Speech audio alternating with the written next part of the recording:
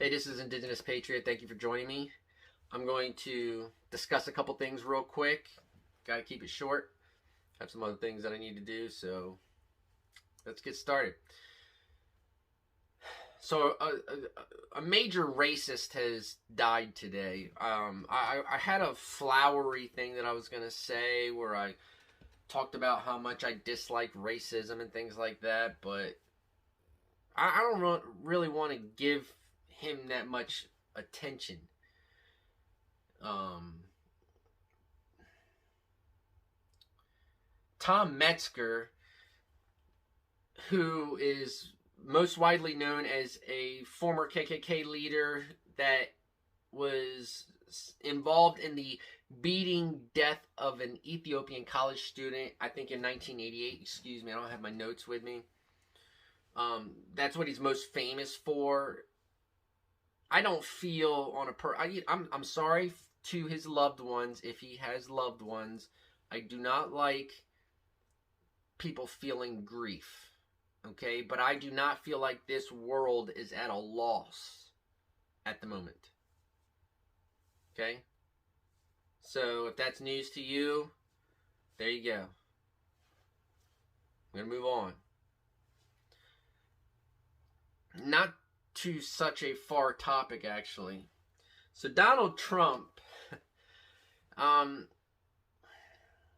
talked about yesterday in a video where I said I think a tactic that they might be using is to force the electors onto the Congress. So I don't know if that made any sense. So let me state that in a different way. Donald Trump is currently suing in two states, Pennsylvania and Michigan, to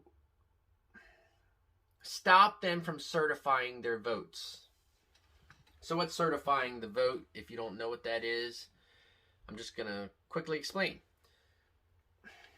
After the votes are counted, in order to know which party to choose, and so that they can pick their electors, and then the electors can vote for the next president of the United States,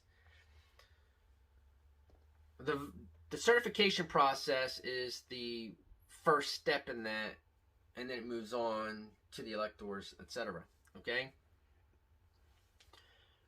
If you shorten the time it takes to certify that vote, or if you just simply stop them from certifying the vote entirely, that means that it's possible that the state's legislatures can choose the electors themselves.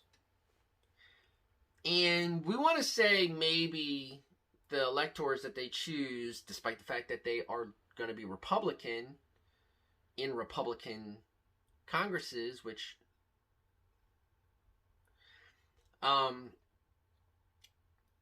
the electors might want to have a tinge of patriotism, but in July, the Supreme Court made that illegal.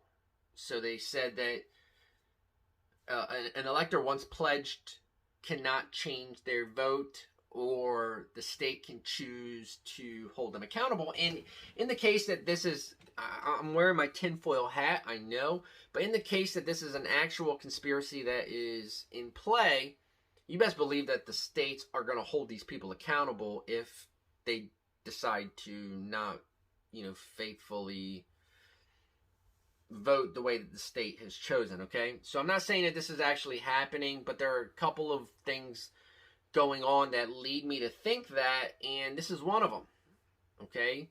What do you think that you're going to gain out of stopping a state from certifying its votes? I think that it could be possible, in my conspiracy theory, that this has been a plan ever since ever since the Supreme Court made that ruling, and that's why the heavy amount of anti-mail-in ballots, the constant misinformation on mail-in voting, that's why we're seeing court cases where Trump supporters are actually the ones that are voting in their dead parents' names. That's why we're seeing the conspiracy theories on Dominion software, which is a conspiracy theory. Okay. I believe that all of that is designed to cause a strong distrust in the vote. And then that gives them the opportunity, the window in, to convince the court to stop the certification process, because then they feel like they don't know what the hell's going on with the vote. What other choices do they have? There are these deadlines. There needs to be a president by January 20th, etc., etc., etc. Okay, I think that that could be one of the reasons why this is all going on. And I'm not the only one that thinks this way, because the timing was awesome. After I put out the video yesterday, this is not related. Nobody on Axios watches my stuff. I really appreciate every one of you that do watch my videos, but I don't think anybody from Axios does. But they came out like with an article that kind of was similar to what I'm saying right now. It was awesome because I felt validated. Anyway,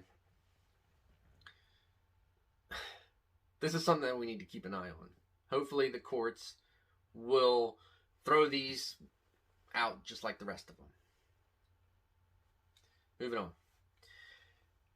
So the Mikmaq people I talked about in a previous video, and they have been accosted by local fishermen. The Mikmaq people have treaty rights that allow them to pot lobsters. I'm not really... Somebody told me what the actual term was on Twitter, and I forgot already.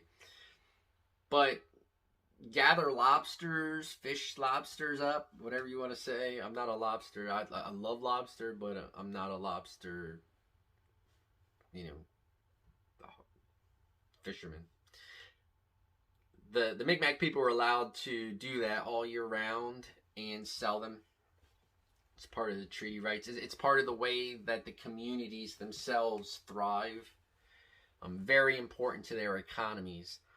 And there's been a huge dispute with the local fishermen that has spilled into these fishermen violating the treaty rights and causing violence and things like that. Okay, burning down their warehouse, whatever you want to call it. Okay, so in new news, which is very interesting to me, and I think it's a little bit of irony, the Mikmaq are involved in a $1 billion deal to buy one of the major, I guess the major market near them. I think it's called Clearwater. Okay, I'm up here. I'll put the splash so you can see it. Hopefully I got the word right, because you're going to be looking at it going, that's not what it says. But anyway, it's a Canadian, it's a Nova Scotian business that actually is huge for North America. So hopefully that goes smoothly. I'm looking out for you, Mikmaq people. I hope the best. And in a side news from that, I'm hearing that they are also going to press charges for, go to court over the damages and things that I brought up earlier. So, Wanishi to you. I hope that it works out.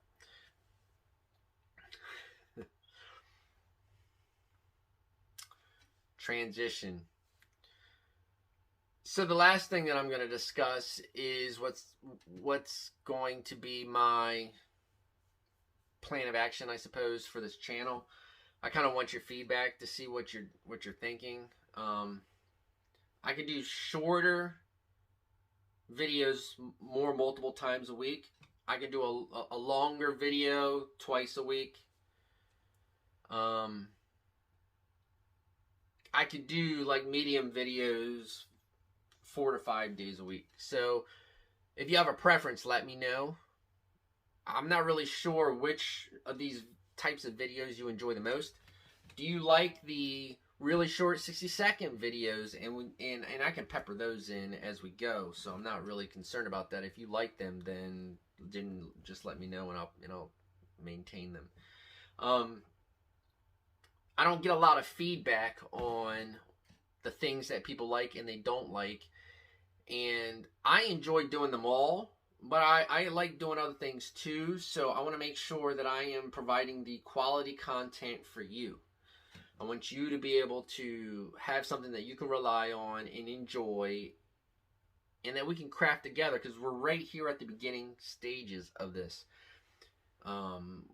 We are right here at the stage where we are cementing exactly what Indigenous Patriot is going to be providing, and I believe in community, so I really want to know what you'd like to see. I mean, honestly, you're not going to get like a guy that's just going to constantly read in, something like that, because a lot of the enjoyment that I get out of it is discussing what's on my mind. So as long as we can keep within those constraints, I'm very interested. This is a new phase coming up, not yet, but this is a new phase. I'd like to talk about Joe Biden. I'd like to talk, hopefully I don't have quite as much to talk about Joe Biden about as I do with Donald Trump. So I'm hoping that we don't run into as many issues with him and I don't have to resist. I'd like to know what else we want to talk about in those cases. Would you like me to talk about... I'm interested in gaming. I'm interested in world news. I'm interested in so many things. So, what do you want to say? Let me some information in the comment section down below. And don't be a smart aleck. I don't want to see anything. Okay, well then, there are other channels for you. I want to keep this constructive. Hope everything works out for you. Thank you for watching Wanishi. That means thank you. And I'll see you again.